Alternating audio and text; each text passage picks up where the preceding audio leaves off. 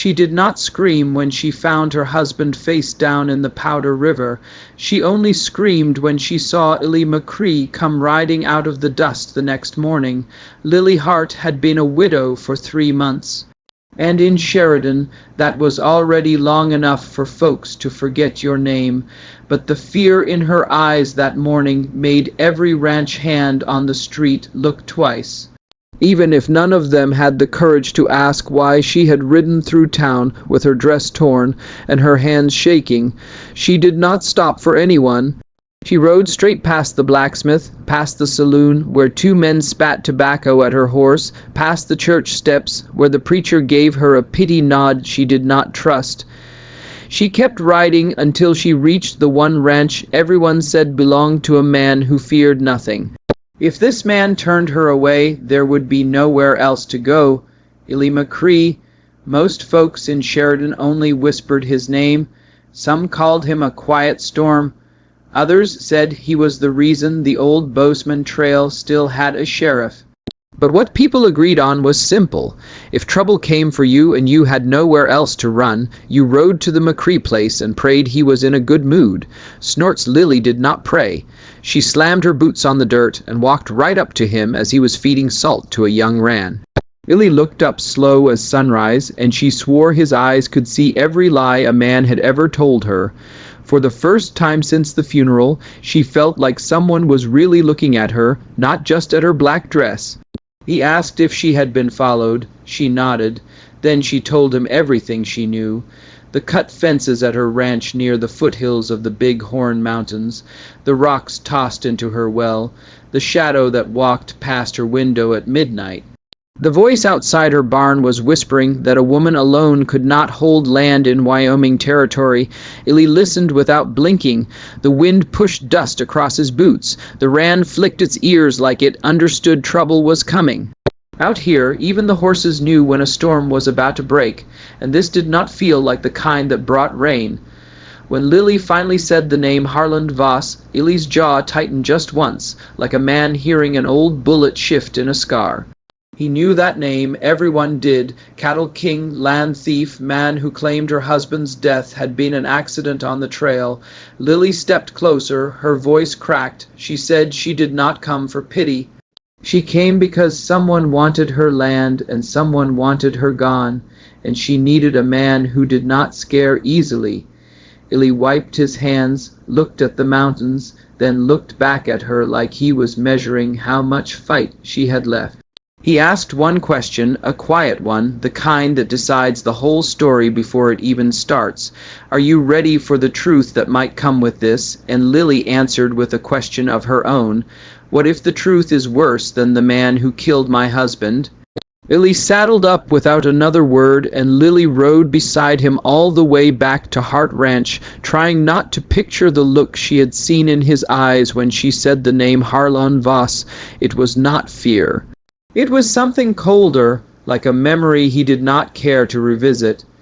By the time they reached the ranch, the afternoon sun was melting into that harsh Wyoming gold that made every shadow look sharper than it should. Lily kept talking to stop her mind from chasing ghosts. She pointed at the leaning fence, the scattered hay, and the thump she had heard behind the barn. Illy only nodded, crouching to study footprints she had not noticed before. He did not explain anything, he never did, but when he straightened up, she saw it, confirmation. Someone had been here. He walked to the front porch where a big bale of hay sat half, broken, leaning against the old storage box Lily had been trying to drag that morning. She felt embarrassed just remembering it. She had grunted and pulled at that thing for a good 10 minutes before giving up. Illy tapped the side of it, testing the frame, then looked at her with a tiny smirk. It is too big for you to drag. Too big. Just sit on it so I can see what is wrong with these braces. The way he said it made her roll her eyes, but her pulse still jumped a little. It was unfair how easy it was for an older man to do that, especially one who barely talked. She stepped toward the hay bale, lifted her skirt just enough not to trip, and got ready to sit so he could check the wood joints under it. That was when she heard it, a soft, dry, shaking sound, something like beans rattling in a tin can. It came from right under her boots. Lily froze, her breath caught in her throat. She glanced down. A fat rattlesnake slid out from the straw, its tail twitching, its head rising, eyes fixed on the place she had been about to sit. She gasped and stumbled back, heel catching the edge of the porch, and she pitched backward hard. Illy reached for her on instinct, and they both nearly went down, his arm locked around her waist to keep her upright, her hands clutching at his shirt as she pressed into his chest. Only then, with her breath still shaking against him, did he draw his revolver. One clean shot cracked the air. The snake dropped without even a twitch. Lily stared at the dead thing lying exactly where her legs had been. If she had sat down one heartbeat sooner, this story would have ended on that porch. Her skin crawled, her stomach flipped, and for the first time she wondered if the snake had truly wandered there on its own. Because when Illy picked up the body to inspect it, his face shifted in a way that made her blood run cold. Why did the snake have a rope mark around its tail? Illy held that the dead rattlesnake was a clue from a crime scene, not an animal. Lily watched his eyes narrow, calm but sharp, the way an old tracker studies a print in the mud. He turned the body slightly, and there it was again. A thin line pressed deep into the scales on the tail, almost like someone had tied the snake up, carried it, and dropped it exactly where she was about to sit. Lily felt the hair on her arms rise, not from fear this time, but from anger. She thought she had been buried with her husband. Someone wanted her gone. Someone wanted her scared enough to run or careless enough to die, and that someone knew exactly where she lived, where she walked, and where she sat in the mornings when she drank her coffee. Lily set the snake down and dusted his hands slowly and steadily. He did not raise his voice. He did not curse. He did not even look surprised. He just looked tired of men who believe they own the whole territory. He asked Lily if she had noticed anything missing, anything moved, anything out of place. She shook her head, though she remembered the hay bale leaning wrong and the fence rails tucked under it like someone had handled them in a hurry. Illy walked around the porch studying boot marks. Lily followed, watching how he pointed with his chin at scuffed dirt, broken straw, little things she would never have spotted. Then he picked up one single boot print near the corner of the house, a print with a deep notch in the heel, the same kind of heel she had seen on the boots of Harland Voss's trail boss. She swallowed hard. Illy did not say the name. He did not need to. Lily said it for him. It is Harlan. It has to be. Illy wiped his palms on his jeans, looked toward the far tree line, and let the silence fall between them. Some things do not need saying. Both of them already knew the only name that fit those tracks. He told her they would not wait for the next snake. They would not hope the sheriff would help. They would set the stage themselves, catch the man who thought he owned her land, and end this before someone ended her. The plan he laid out was simple, but it carried the kind of danger that made Lily's pulse drum in her neck. She was not the same woman she had been 3 months ago. She felt stronger now, like something inside her had finally decided to fight back. Illy asked her if she was ready, really ready, because once they started, there would be no turning back. Lily looked at the dead snake, then at the tracks in the dirt, then at the man who had held her steady when she fell. She nodded. If you are enjoying this story, consider subscribing so you do not miss the next part. And while you settle in with a warm cup of tea, tell me what time it is where you are and where you are listening from. Lily barely slept that night, not from fear, but from the way Illy's plan kept circling in her mind like a hawk over a rabbit trail. By sunrise, the two of them were already moving around the ranch, quiet and focused, setting things exactly the way Illy wanted. He told her the trick to catching a man like Harron was simple. You do not chase him. You let him believe he's hunting you. So Lily played her part. She rode into Sheridan late that morning, boots dusty, hair loose, looking like a woman worn thin. She stopped by the general store, then the livery. Then she walked right past the saloon where Heron liked to sit on warm days. She pretended not to see him, which of course made him watch her even harder. Every step she took past that saloon felt like she was walking out on a ledge with no rail. When he stepped onto the boardwalk and asked if she was doing all right, she let her shoulders sag just enough to look defeated. She told him she had barely slept, told him a snake tried to bite her, told him Illy had gone back to his own ranch and she would be alone tonight on Heart Ranch. She even let her voice tremble when she said, "I have been thinking maybe you were right about selling. A woman cannot hold this place alone forever." Then she said the line Illy had coached her to say, "I do not know if I can keep fighting this. Maybe selling the place would be easier." Harlon smiled at her like a cat that had finally gotten the door open on the chicken coop. He wished her a good day and told her he hoped she made the right choice. Lily nodded politely, turned her horse, and rode home calm as a preacher. But the moment she reached Heart Ranch, her mask dropped. Illy was already in the barn loft checking his rifle. Two of his trusted cowboys were posted near the windmill, out of sight.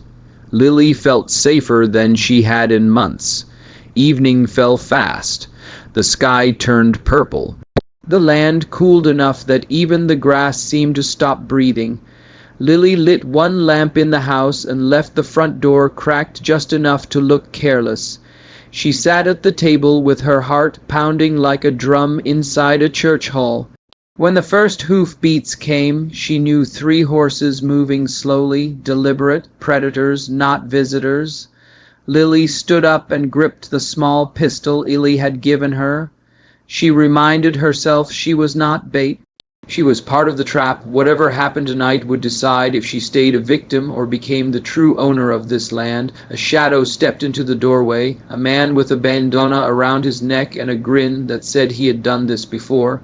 He told her to pack her things and come quietly. She told him to go to hell. The fight that followed was not graceful. It was desperate and loud and real. Lily swung a wooden block into his face. He stumbled. She fired once into the floor, not to hit, but to call the thunder she knew was waiting in the dark. The crack of that gunshot brought Illy out of the shadows like lightning, and just like that, the trap was sprung. But what Illy found outside the house was something even he did not expect. Who was the man waiting behind the barn, and why did he look more terrified than dangerous? Illy reached the corner of the barn with his rifle raised, ready to finish the job. But the man crouched behind the water trough was not aiming a gun at him. He was shaking, hands up, eyes darting like a trapped animal. He kept whispering that he never wanted to hurt Lily, that he had only come because Harlan forced him. He said Harlan paid extra for the snake. He said Harlan planned to burn the ranch to the ground after taking Lily away. That was when Lily realized this was not just about dirt and fences. It was about wiping her name off the map. His voice cracked like he had finally reached the end of a long road of fear. Illy lowered his rifle just enough for the man to breathe. Then he stepped closer and asked the question Lily had been afraid to voice for months. Why did Harlan want her land so badly? The man told them about a new cattle route Harlan wanted to control. A shortcut that cut straight through Heart Ranch, a road that could make him rich and give him even more power in Sheridan. Lily listened, standing in the doorway with dust in her hair and a pistol still shaking in her hand. She felt something inside her shift. Not fear, not anger. Something stronger, Illy signaled to his cowboys. And together they took the man into town before dawn. Sheridan woke to a confession that spread like wildfire, a confession about murder, threat, the snake, the plan to burn the ranch. It was enough for the sheriff to ride out with 10 men and drag Harlan Voss from his fancy porch before breakfast. When it was over, the town felt different, quieter, lighter even. People tipped their hats at Lily for the first time, not because she was a widow, but because she had survived something meant to break her. It felt strange carrying respect on her shoulders instead of pity, but it fit better than she expected, and she had not done it alone. Later that evening, Lily and Elise sat on the same hay bale where the rattlesnake had waited for her. The sky over the Big Horn Mountains was the kind of soft gold you only see after a storm clears. Illy told her the land had a way of testing people, the same way life tested people. He said, "You do not get to choose the hard days, only the way you stand through them." Lily smiled at him. She told him she was tired of standing alone. Illy did not say anything. He did not speak for a long moment. Then he turned her hand palm up, tracing the calluses she had earned these past months with his thumb, slow and careful before closing her fingers inside his own. And maybe that is the lesson in all this. Sometimes life knocks you down so you can see who will help you back up. Sometimes fear shows you the strength you did not know you had. Maybe you know that feeling yourself. The moment you look back and realize you lived through the thing you thought would finish you. And sometimes the person you trust most arrives the moment you stop running. Before we move to the next story, I want to ask you something. What would you have done in Lily's place, and who would you hope to have standing beside you when the trouble comes? If you felt something from this story, give this video a like and subscribe so you don't miss the next chapter. Now take a sip of your tea, settle in, and tell me where you're